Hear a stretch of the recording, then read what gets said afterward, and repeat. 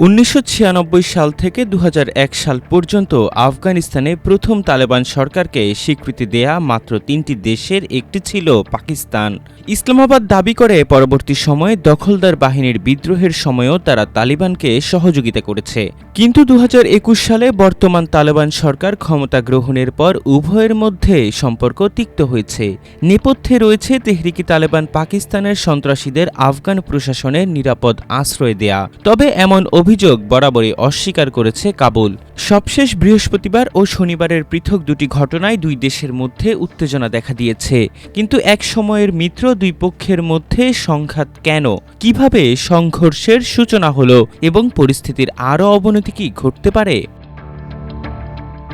তালেবান সরকারের মুখপাত্র জাবিউল্লাহ মুজাহিদ রোববার দাবি করেছেন তাদের প্রতিশোধমূলক আক্রমণের মুখে পাকিস্তানের ৫৮ সেনা নিহত হয়েছেন, আর পাকিস্তান দাবি করেছে তাদের ২৩ সেনা সদস্য নিহত হয়েছেন। বিপরীতে তালেবান ও সংশ্লিষ্ট ২০০ সন্ত্রাসীকে হত্যা করা হয়েছে। তালেবান জানায় বৃহস্পতিবার রাজধানী কাবুল ও পাকতিকা প্রদেশে পাকিস্তানের বিমান হামলার জবাব দিয়েছে তালেবান সেনারা।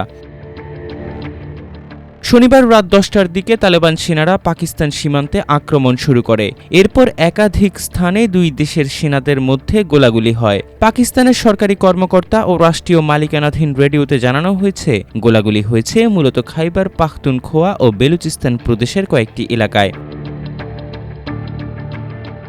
ইসলামাবাদ ভিত্তিক নিরাপত্তা অধ্যয়ন ও গবেষণা কেন্দ্র CRAS এর তথ্য অনুযায়ী চলতি বছরের প্রথম ৩ প্রান্তিকে টিটিপির হামলায় অন্তত ২৪১৪ জন নিহত হয়েছেন। বর্তমান প্রবণতা চলতে থাকলে পাকিস্তানের জন্য ২০২৫ সাল হবে অন্যতম প্রাণঘাতী বছর। ২০২৪ সালে নিহতের সংখ্যা ছিল ২৫৪৬ জন। সশস্ত্র হামলা শুরু হয়েছে মূলত ২০২২ সাল থেকে। ওই বছর ক্ষমতাচ্যুত হন প্রধানমন্ত্রী ইমরান খান। ক্ষমতায় থাকাকালে ইমরান তালেবানের মধ্যস্থতায় টিটিপিকে যুদ্ধবিরতিতে রাজি করিয়েছিলেন।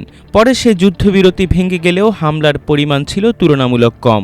সম্প্রতি দুই দেশের সম্পর্ক আরও অবনতি হয়েছে। পাকিস্তানের প্রধানমন্ত্রী শাহবাজ শরীফ আফগানিস্তানের শনিবারের হামলার তীব্র নিন্দা জানিয়েছেন। স্বরাষ্ট্রমন্ত্রী মহসিন নকভি তালেবানের হামলাকে অযৌক্তিক উল্লেখ করে বলেছেন, তারা বেসামরিক লোকের উপর গুলি ছুড়েছে। অপরদিকে আফগানিস্তানের প্রতিরক্ষা মন্ত্রণালয়ের মুখপাত্র ইনায়েতুল্লাহ খাওয়ারিজমি জানান, আফগান ভূখণ্ডে পাকিস্তানের বিমান হামলার পাল্টা জবাব দেয়া হয়েছে।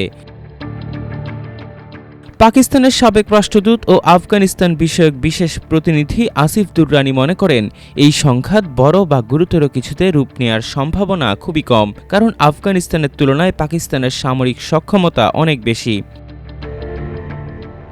আসিফ দুররানি আরও জানান, পরিস্থিতি যতই সংকটময় হোক না কেন, কূটনীতির পথকে সবসময় গুরুত্ব দেওয়া উচিত। দুই দেশের সমস্যার কেন্দ্রে রয়েছে তেহরিকি তালিবান পাকিস্তান।